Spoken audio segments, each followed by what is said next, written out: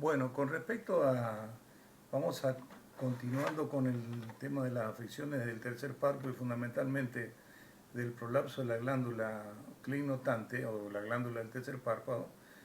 Ya hemos visto la técnica del anclaje de la glándula como técnica quirúrgica de reparación, pero existe otra que es la técnica de Morgan o la técnica del bolsillo, que es la más actual y es la que, digamos, está siendo utilizada con mayor frecuencia en la actualidad. Consiste en realizar una incisión a ambos lados de la glándula, profundizar esa incisión socavando un poquito los costados de la dicha glándula, y la glándula luego se coloca dentro de un pequeño bolsillo que se realiza, realizándose la sutura de la, digamos, de la mucosa palpebral, dejando incluido en un pequeño bolsillo a la glándula del tercer párpado.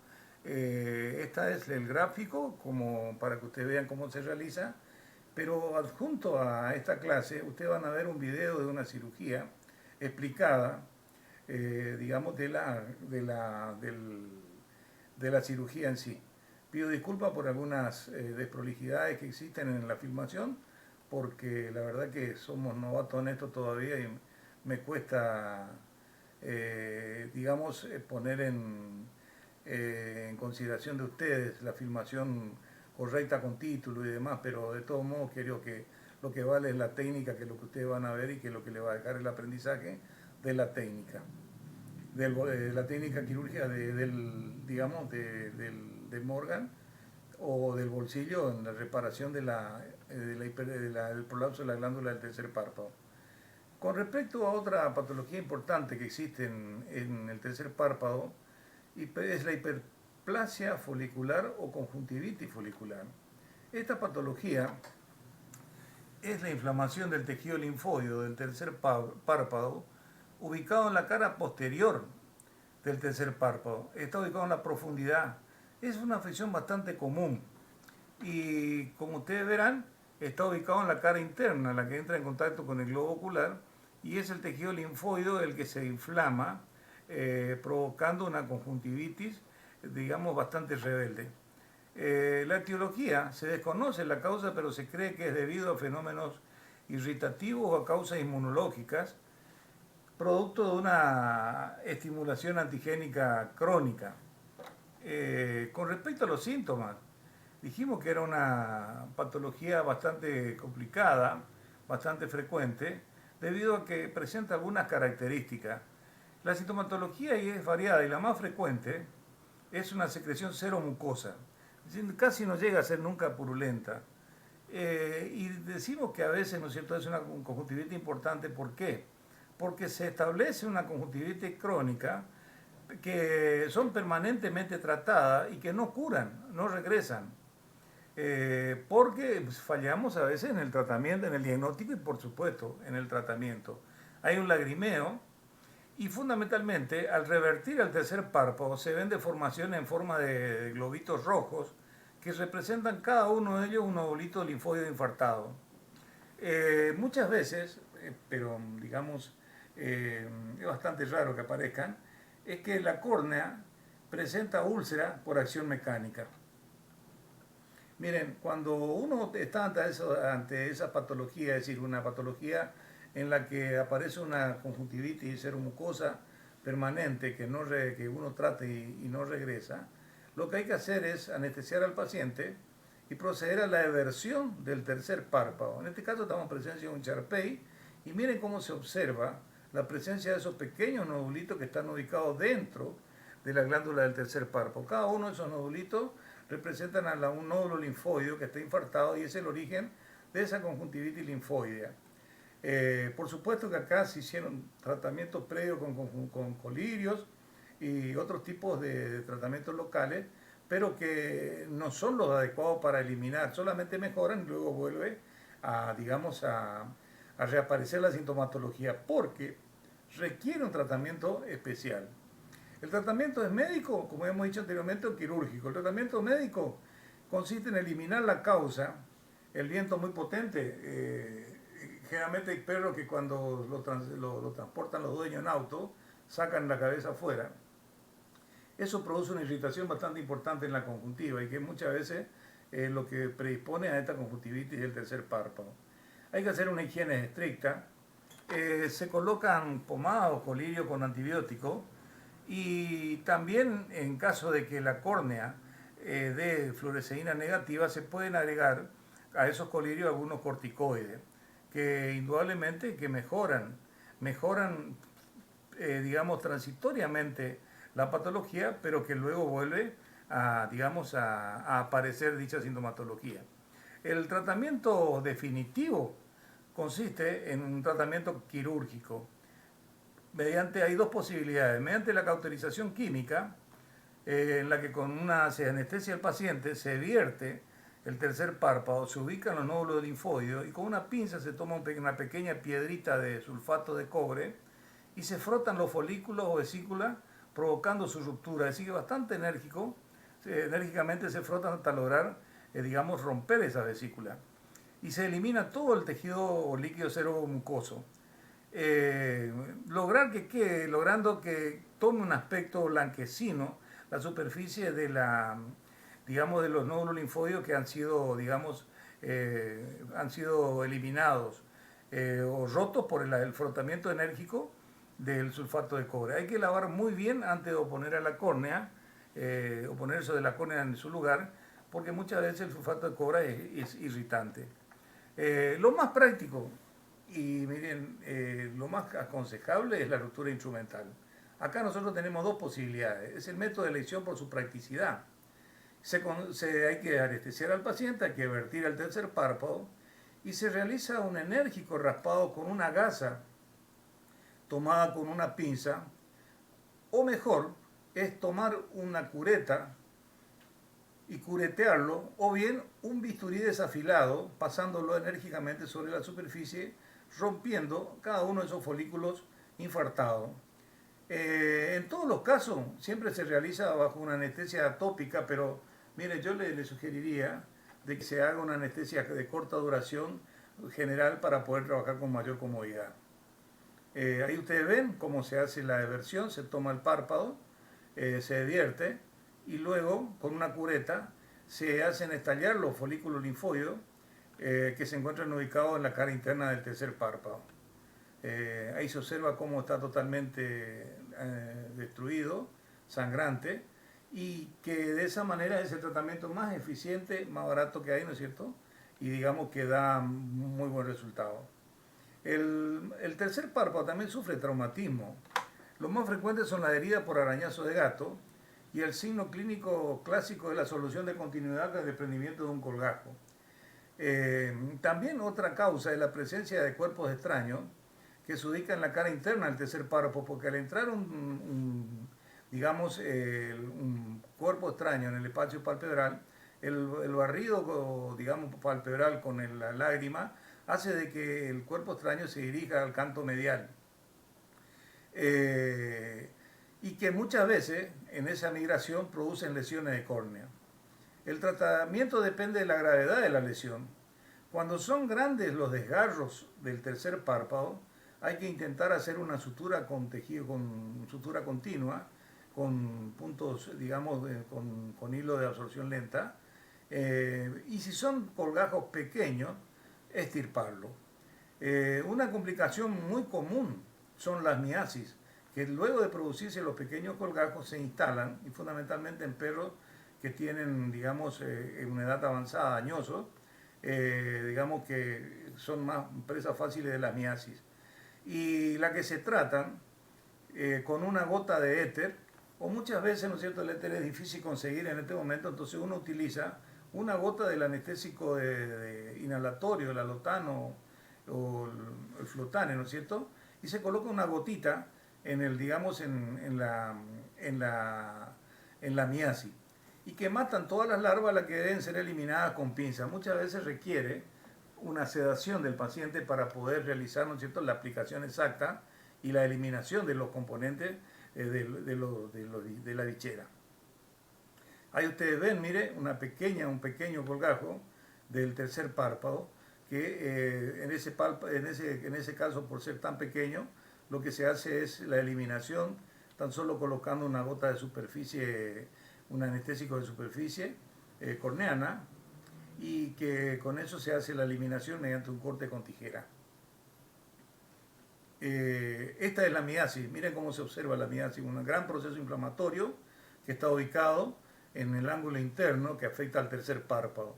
En ese lugar, ¿no es cierto?, se coloca una gotita del anestésico inhalatorio o el éter si tienen, se esperan que actúe y luego con una pinza se eliminan los componentes de la miasis.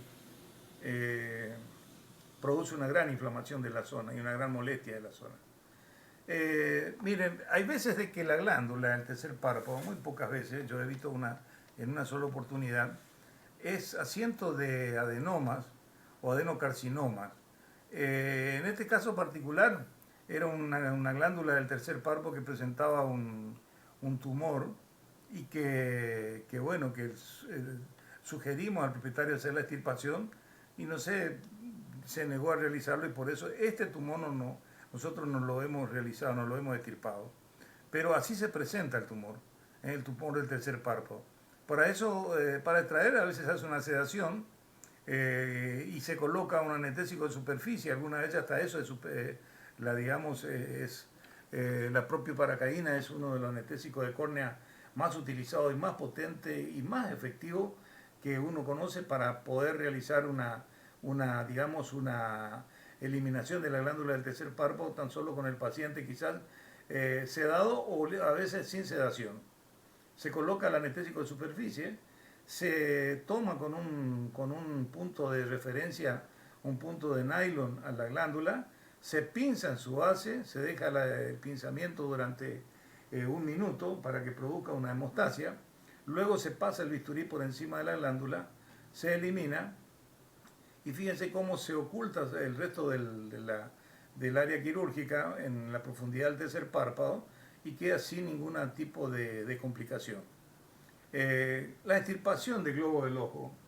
La extirpación del globo del ojo muchas veces está relacionado con, la proptosis del globo ocular, pero otras veces cuando se encuentran ante la presencia de tumores. En este paciente, ustedes observarán que presentaba una queratitis pigmentaria muy marcada con aumento de tamaño del globo ocular, por lo que había un gran decaimiento, como si fuese que el paciente estaba con signos de dolor. Hacía bastante tiempo, por lo que se sugiere realizar a la propietaria una punción del contenido líquido de la zona del vítreo, se extrae y se manda a histopatología. La histopatóloga informa de que en el líquido existen hallazgos citológicos compatibles con células neoplásicas en humor vítreo. Ante esa situación y ante el estado del globo ocular y viendo de que el paciente manifestaba signos de dolor, se le sugiere a la propietaria la extracción del globo ocular. Se hace la eliminación del globo ocular, el orificio palpebral se bloquea con puntos separados y luego ¿qué se hace? El globo ocular se envía a histopatología. Al enviarse a histopatología, miren, se encuentra la histopatóloga con un tumor que lo calificó como adenocarcinoma ciliar. Ese es el diagnóstico histopatológico y esta es la imagen de un corte transversal del globo ocular que, si ustedes podrán ver, está totalmente alterado. Esta es la histopatología que me mandó la doctora, muy amable, del tumor. Y el diagnóstico definitivo dio adenocarcinoma ciliar. Fíjense lo importante que son los estudios previos histopatológicos y también los estudios finales de no desperdiciar la pieza, de enviar la pieza quirúrgica al estudio histopatológico. Fíjense que esto resultó de un adenocarcinoma ciliar. Y lo importante fue que la dueña refería de que luego de la recuperación de la cirugía, la paciente, una vez totalmente recuperada, demostraba otro dinamismo, lo que demostraba de que realmente la presencia de este tumor a nivel del globo ocular originaba quizá por compresión una gran molestia, dolor, y que fue eliminado totalmente con la extirpación del globo ocular. Ese globo ocular en esas condiciones era funcional totalmente, así que lo que correspondía era su eliminación. La proptosis del globo ocular es el prolapso del globo ocular, es la luxación del globo ocular y debido a su gravedad es una emergencia veterinaria. ¿Saben por qué? Porque muchos de los globos oculares ectopiados, luxados, tienen posibilidades de su recuperación, otros no. Pero existe una buena posibilidad en un porcentaje, quizás bastante interesante, en que si se lo trata con debida tiempo y como una emergencia veterinaria, una urgencia veterinaria, el mismo puede ser salvado y recuperar la funcionalidad de ese globo ocular. La causa predisponente, miren, antes se veía mucho este tipo de patología, porque había una gran difusión de raza brachiocefálica y fundamentalmente, digamos, la raza más afectada era la raza pequinesa, la que por causas determinantes, que está representado por el traumatismo, se producía la proptosis del globo ocular. ¿Qué lesiones se presentan? Miren, hay una exoftalmia, un estrabismo dorsolateral, el paciente mira con el globo ocular hacia arriba y hacia el lateral. ¿Saben por qué? Porque el músculo extrínseco medial es el que más se desgarra y por lo tanto el paciente queda mirando, digamos, hacia arriba y hacia el costado. Es un desgarro, produce un estrabismo dorsolateral. Va a haber queratoconjuntivitis ulcerativa, eso debemos tener presente. ¿Por qué? Porque el párpado no cumple la función de distribución de la lágrima y ahí se queda de córnea. Por eso siempre tenemos que tratar, ni bien recibimos al paciente, mantener húmeda la córnea. En algunos casos graves, ya hay separación del nervio óptico, lo que resta toda posibilidad de recuperación del paciente, como así también cuando hay gran desgarro muscular y desgarro de vasos sanguíneos. Eso hace de que pensemos en la eliminación del globo ocular y no en su recuperación, porque eso es imposible que funcionalmente lo logremos recuperar a ese globo ocular. En los casos de mejor pronóstico son los que se tratan dentro de las 2 a 3 horas posteriores del accidente y en donde el globo ocular está firmemente ajustado contra el párpado, con una córnea limpia y una cámara anterior también limpia. La pupila tiene que estar miótica, con poco o nada de sección de músculo o de miectomía extrínseca, es decir, cuando los músculos extrínsecos del globo ocular han sufrido poca lesión. Si los mismos han sufrido gran lesión y el globo ocular pende, ese ojo no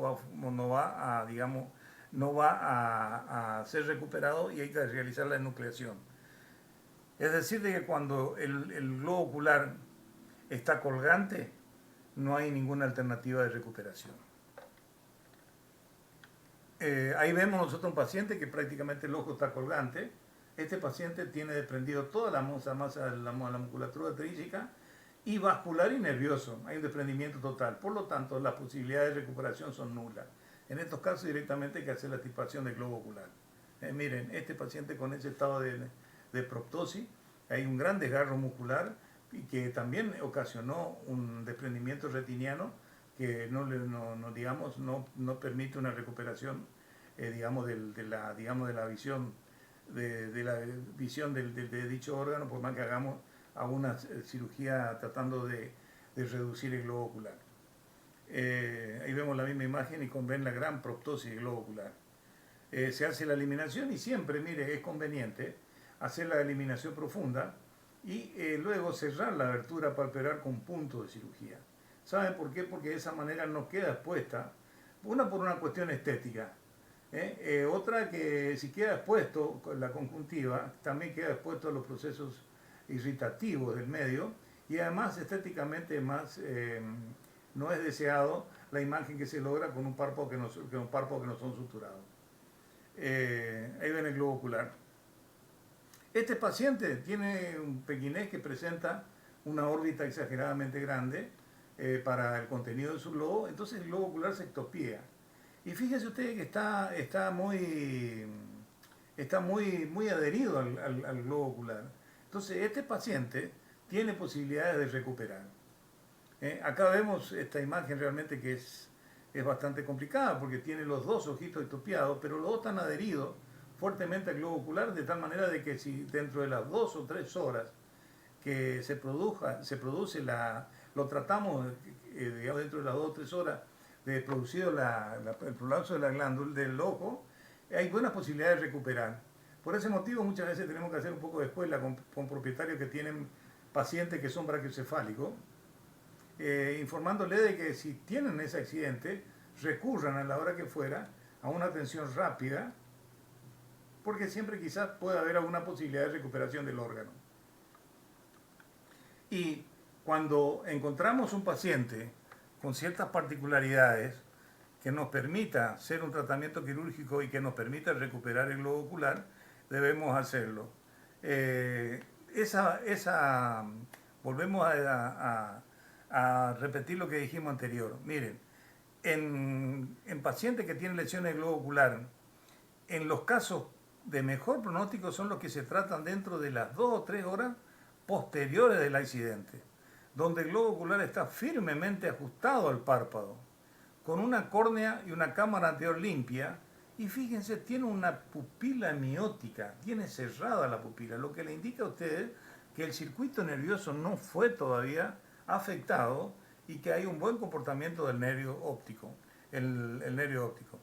Y también el hecho de que está firmemente adherido a la cuenca del ojo, indica que hay poca o ninguna miectomía extrínseca. Hay poco o ninguna miectomía extrínseca. Se realiza la enucleación cuando la esclerótica se encuentra dañada o el ojo está colgante. En esos casos no hay posibilidades de tratamiento. En este caso, mire, fue el ejemplo típico ideal. Fue probablemente el único que me ha dado una satisfacción enorme de poder recuperar un 100% la funcionalidad de este ojo. Fue de inmediato, se produjo el prolapso del ojo, fíjense, está fuertemente adherido a la cuenca, tiene una pupila miótica,